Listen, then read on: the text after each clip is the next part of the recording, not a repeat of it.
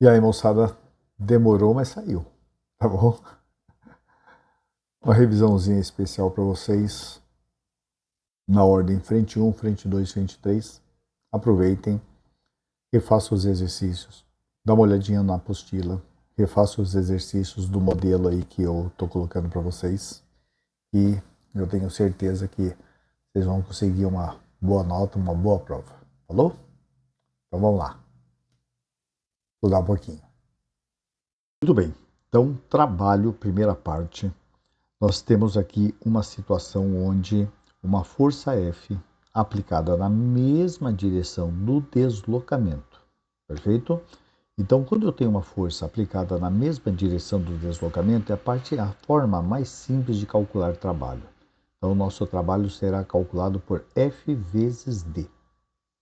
Porém, nós poderíamos imaginar que a força ela está formando um certo ângulo com esse vetor de deslocamento.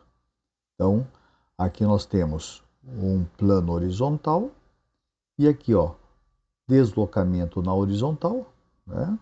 Deslocamento na horizontal, força inclinada. Essa força poderia estar assim ou poderia estar aqui inclinada assim, né?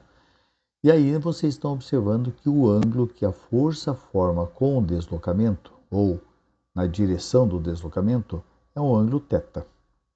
E aí nós teremos então que o trabalho deve ser calculado por f de cosseno θ. Essa situação é a situação mais simples e ela só é válida quando você tem o quê? Uma força constante. Perfeito? Agora, observe que se a força é perpendicular ao deslocamento, essa força não vai realizar trabalho. Tá? O que, que nós vimos ali atrás? Ó, cosseno de θ. Se eu tenho aqui 90 graus, cosseno de 90 é igual a zero. Então, vamos anotar aqui, ó.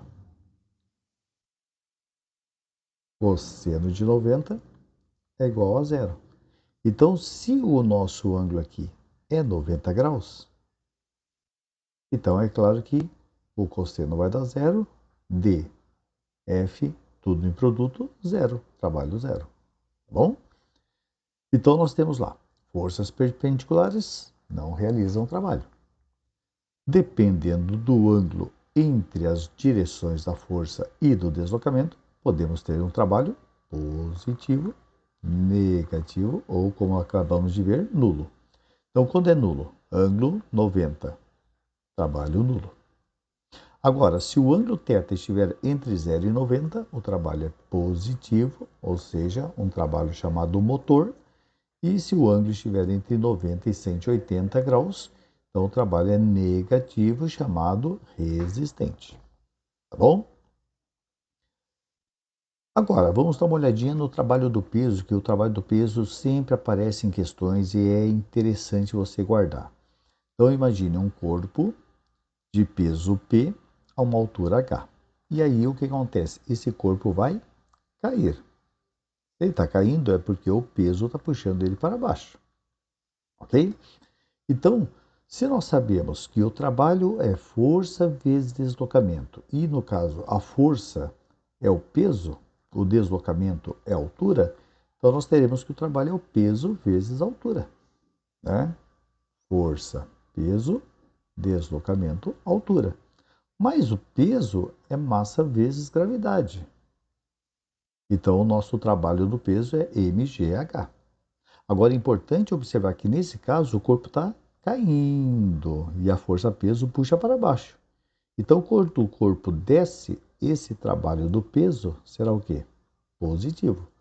Mas se eu tivesse o corpo aqui embaixo e eu estivesse levantando o corpo estivesse subindo, então o trabalho do peso seria negativo, porque o peso puxa para baixo e o corpo está subindo. Perfeito? Outra situação, trabalho de uma força variável. Né? Se a força é variável, então nós temos que fazer o seguinte: como, né, entender como é que essa força está variando. Então, para perceber, saber como essa força varia, nós precisamos de um gráfico força versus deslocamento. E aí, Tendo o gráfico, nós vamos observar que a área do nosso gráfico será numericamente igual ao trabalho, tá bom? Nós vamos observar isso aqui em aplicação em alguns exercícios, tá bom? Então vamos adiante. E para terminarmos aqui, nós temos o teorema da energia cinética. Como é que funciona esse teorema da energia cinética? Então imagine que você tem aqui uma força. Detalhe, essa força é a força resultante. Quem é a força resultante? A soma de todas as forças. E aí, nós temos um corpo que estava com uma velocidade inicial V0, inclusive esse V0 pode ser zero, e conforme ocorreu o deslocamento, foi, claro, aumentando a velocidade desse corpo. Então, a velocidade que era V0, agora é V. Inclusive, essa V também pode ser zero. Tá? Então, está ocorrendo aqui uma realização de trabalho dessa força resultante. E o teorema da energia cinética, se você se lembra, diz que o trabalho dessa força resultante será, primeiramente, igual à soma dos trabalhos. Porém, agora que vem o pulo do gato, o trabalho da força resultante também pode ser determinado pela variação da energia cinética. Né? Ou seja, você pode fazer assim, ó, o trabalho da resultante é igual energia cinética final, mv quadrado sobre 2, menos energia cinética inicial, mv0 ao quadrado sobre 2. E aqui nesse caso é legal que você vai calcular o trabalho conhecendo as velocidades inicial e final, certo? Porque normalmente você, nas outras fórmulas, você só conhece ou só calcula o trabalho sabendo qual é a força e qual é o deslocamento. Bom? Olá, o primeiro exercício que nós vamos fazer, um bloco de 2 kg é puxado por uma força constante de 4 metros num piso horizontal por uma corda que exerce uma força de 7 newtons, formando um ângulo de 60 graus acima da horizontal. Pergunta qual o trabalho executado. Então vamos imaginar aqui, vou fazer um esqueminha assim bem simplesinho. Eita, uma superfície horizontal, tá legal? Aqui está o corpo e aqui está a força aplicada. Uma força de quanto? 7 newtons. Aqui nós temos o vetor deslocamento. Quanto vale o deslocamento? 4 metros. E qual o ângulo que nós temos aqui? Ele falou que é 60 graus. Então, para calcular o trabalho nesse caso, você tem o quê? Força vezes deslocamento vezes cosseno de 60. Tá certo? A força, então, é 7. O deslocamento é 4 e o cosseno de 60 é meio. Na prova, se você precisar do valor do cosseno, será fornecido, tá? Fica tranquilo. E aí o trabalho é quanto?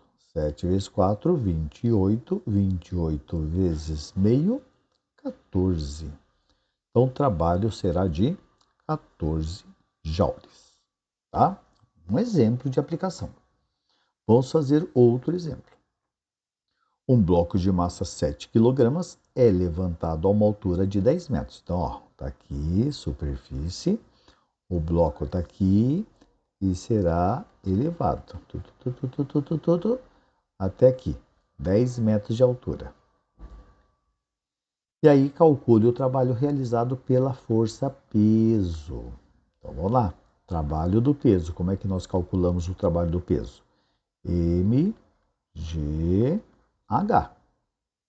Porém, o corpo está subindo. Então, esse trabalho aqui é negativo.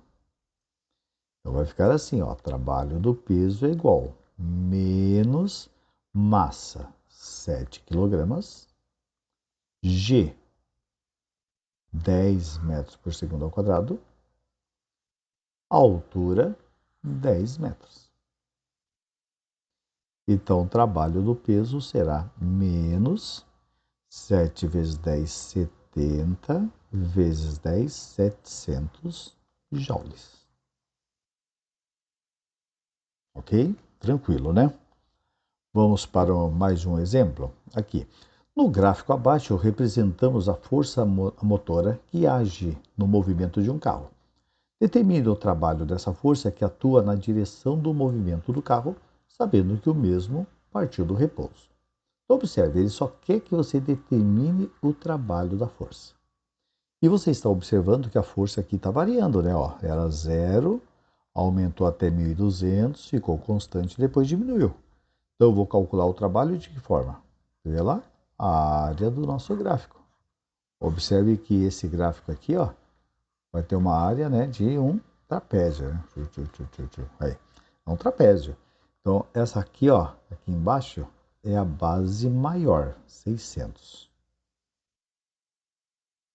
Essa aqui é a base menor. Qual é a base menor? Vai de 200 até 500, vai dar 300. Base menor, 300. A base maior, 600. E a altura é a distância entre as bases, 1.200. Então, vamos colocar aqui, ó, trabalho é numericamente igual à área. Ok? Agora, vamos observar que esse trabalho será então igual a base maior mais base menor vezes a altura dividido por 2. Então, o trabalho deu, vamos lá agora, base maior, 600, base menor, 300, né?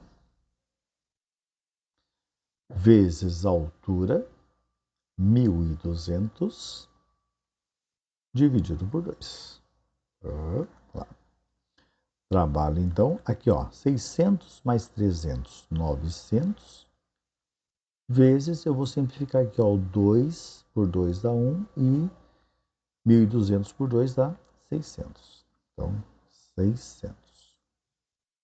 Então, o trabalho vai dar 9 vezes 6, 54, mais 1, 2, 3, 4 zerinhos. Então, deu 540.000 joules. Tá bom, moçada?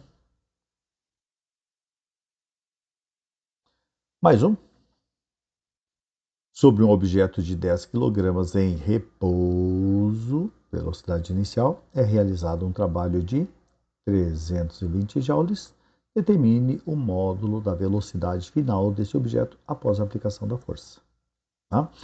Então, o que nós podemos fazer aqui? Ó? Primeiro, nós podemos pensar assim, o trabalho da força resultante, né? E como eu sei que a força resultante, ó, trabalho total, né? Então, é a soma de todos os trabalhos. O trabalho da força resultante é igual à variação da energia cinética.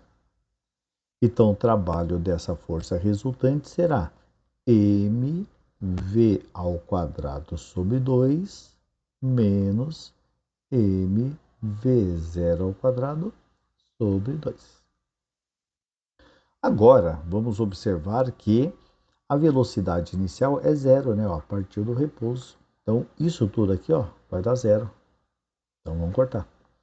Então, vai ficar assim, trabalho da resultante, 320, é igual a massa do corpo, 10, v ao quadrado sobre 2. Vou cortar aqui um zero com zero e vou passar esse 2 multiplicando. Então, vai dar 64 igual a v quadrado, ou seja, v é a raiz de 64. V é igual a 8 metros por segundo. Ok?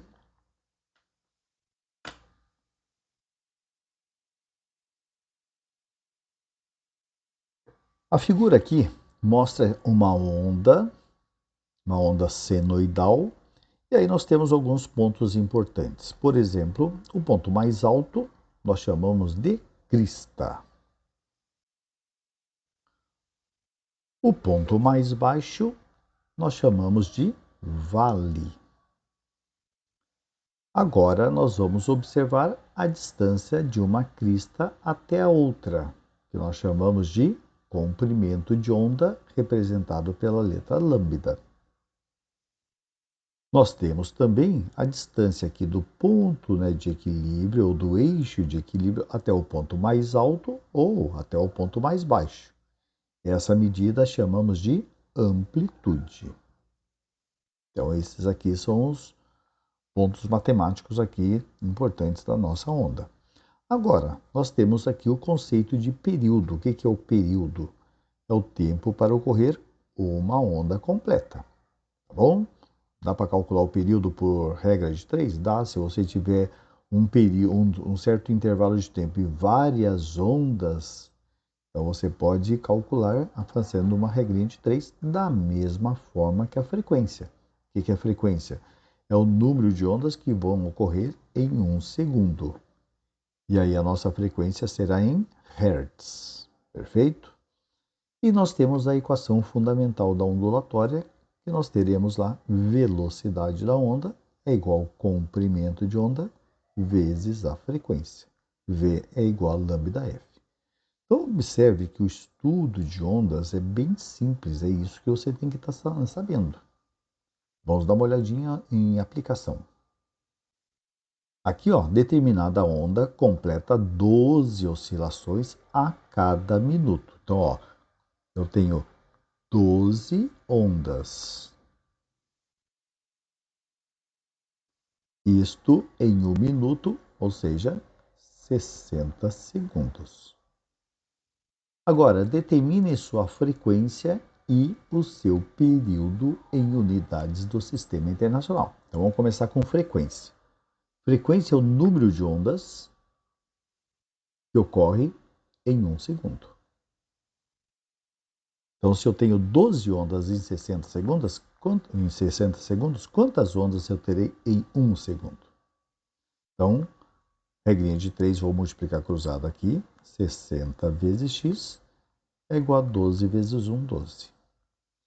Então, x será 12 dividido por 60. Então, x será igual a 1 quinto. 1 quinto, 0,2 Hz, no caso, né? Então, essa aqui é a frequência. Eu usei o x aqui, mas vamos escrever aqui, então, F, frequência, 0,2 Hz. Agora, ele pede para você calcular o período. Então, o período é o tempo para uma onda. Então, nós tínhamos 12 ondas a cada 1 minuto. Então, eu tenho 12 ondas em 60 segundos. Agora, se eu quero saber qual o período, eu vou fazer assim, ó, o período é o tempo para uma onda. Uma onda, quanto tempo? Né? X. Então, vou multiplicar cruzado novamente. 12x é igual a 60. Então, x será 60 por 12. Então, nosso x será 5 segundos, ou né, período, que é o t grandão, 5 segundos. Tá bom? Agora, vamos olhar outro exercício. Olha lá. A figura está representada a configuração de uma onda mecânica que se propaga com velocidade, olha lá, 20 metros por segundo. Qual a sua frequência? Então, vamos usar essa fórmula aqui, né? Ó. Velocidade é lambda vezes f. Só que para calcular a frequência, eu vou precisar do lambda. Observe que lambda é a distância aqui, ó, da crista até a outra crista. Tudo isso aqui é o comprimento de onda, tá? Lambda. Agora, se eu tenho essa medida aqui, ó, que vai da crista até o ponto de equilíbrio, vale 20. Então, agora desse ponto de equilíbrio até o vale, também vale 20. E depois daqui do vale até esse ponto de equilíbrio, outro 20. E daqui até a crista, outro 20. Então aqui eu tenho 20, 20, 20 e 20. Então o comprimento de onda será quanto? 4 vezes esse 20. 4 vezes 2, 8, 80 centímetros. Ou 0,8 metros. Bom, então nós vamos agora terminar aqui, ó. Velocidade é 20, que é igual ao comprimento de onda 0,8 vezes a frequência. Vou mandar o 0,8 dividindo. Então, 200 dividido por 0,8 é igual a F. Vamos fazer o seguinte, igualar as casas depois da vírgula. Uma casa depois da vírgula, uma casa depois da vírgula, corta a vírgula. Então, qual é a minha frequência aqui? Então, 200 por 8, né? Que vai dar 100 por 4, 50 por 2, então vai dar 25. 25 Hz. Então, isso aí é o que nós temos que estar ligado aí para fazer os exercícios, tá bom? Bom, na frente 3 nós temos o estudo da energia elétrica. E aí o que nós vamos observar aqui, ó? Imagine aqui uma carga Qzão e muito distante aqui no infinito uma carga Qzinho. Então, como a distância é considerada infinita, então Qzão não cria um campo elétrico aqui na região de Qzinho. Mas nós vamos pegar essa carga Qzinho e nós vamos agora, ó, trazê-la próxima de Qzão, tá? Então, para trazer essa carguinha, nós tivemos que realizar um trabalho. Esse trabalho vai ficar armazenado aqui na carguinha. Observe que a distância entre Qzão e Qzinho é D. Então, nós teremos uma energia armazenada aqui, que nós vamos chamar de energia potencial. Tá bom? Então, qual é a energia potencial desse sisteminha aqui de Qzão e Qzinho? Então, nós vamos calcular por K, Qzão, Qzinho sobre D, onde EP é a energia potencial medida em Joule, o Qzinho e o Qzão são o quê? As cargas, o K é a constante eletrostática, né? Vale 9 × 10⁻⁹ em unidades do sistema internacional, e a distância lá em metros. Perfeito? Muito bem. Agora, digamos que o Qzinho estando aqui, esse Qzinho estará numa região de campo elétrico de Qzão, porém também está, né, sujeito a uma região de potencial elétrico. Né? Qzão cria aqui em Qzinho um potencial elétrico. E quanto que vale esse potencial elétrico? Então, nós poderíamos fazer assim, o potencial elétrico V seria a razão entre a energia potencial e o Qzinho. Agora imagina, se eu pego essa energia potencial e divido por Qzinho, vou acabar cortando esse Qzinho e vai ficar o quê? O potencial elétrico será K, Q sobre D. Então esse aqui é o potencial elétrico. Também o Q é a carga em coulomb, K, né, o 9 vezes 10 à nona, e o D, distância em metros. Tá? Isso aqui é interessante. Eu posso calcular a energia potencial multiplicando a carguinha, que foi deslocada, e o nível de energia, que é o potencial elétrico. É outra forma de calcular a energia potencial. Tá bom? Vamos dar uma olhadinha em aplicação disso? Ó, uma carga elétrica de 2 microcoulomb encontra-se a 8 centímetros de outra carga de 16 microcoulomb. Qual a energia potencial elétrica desse sistema? Então vamos lá. A energia potencial é calculada como mesmo? Acabamos de ver, né? Então é K, Qzão, Qzinho sobre D. Lembre-se que esse micro quer dizer 10 a menos 6. Vamos observar que essa distância tem que estar em metro. Então, a distância, 8 centímetros. Então, isso aqui será 0,08 metros. Podemos escrever 8, 10 a menos 2, né? Então, vamos colocar aqui, ó. Energia potencial igual, substituindo então os valores. K, 9 vezes 10 à potência 9. A carga, Qzão, vamos colocar 16. 16 micro, 10 a menos 6. A carga Qzinho, pequenininha, 2. 10 a menos 6. Dividido pela distância, 8, 10 a menos 2. Tá? Aqui, ó, 0,08 metros. 8, 10 a menos 2. Agora vamos simplificar isso aqui primeiro. Então vai ficar assim, ó. 8 com 16. Aqui dá 1 e aqui dá 2. Então agora vamos lá. Vamos multiplicar. 9 vezes 2 vezes 2. Vamos fazer assim. 2 vezes 2, 4. 4 vezes 9, 36.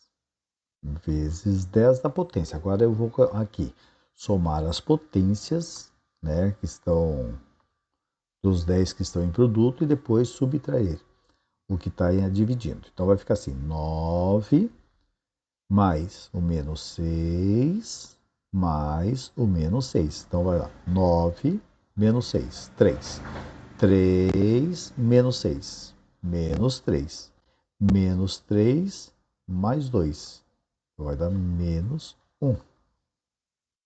Tá? Então, peguei esse, somei com esse e subtraí este. Né? Então, qual a energia potencial? Vamos colocar aqui no finalzinho. Energia potencial igual a 3,6 joules. Bom? Vamos pegar mais um? Tá? Olha lá. Imagine que uma partícula carregada com carga Q igual a 4 microcoulomb seja colocada no ponto A de um campo elétrico cujo potencial seja igual a 60 volts. Então, observe, eu tenho aqui uma carga de 4 microcoulomb, foi colocada num ponto A, potencial elétrico 60 volts. Se essa partícula ir espontaneamente para um ponto B, cujo potencial é 20 volts, qual será o valor da energia mecânica dessa carga quando ela estiver no ponto A e posteriormente no ponto B? Então, observe, ó. Primeiro, nós podemos calcular a energia potencial por carga vezes potencial. Então, ele quer o potencial no ponto A e depois, aliás, a energia em A e depois a energia em B. Então, vamos começar assim.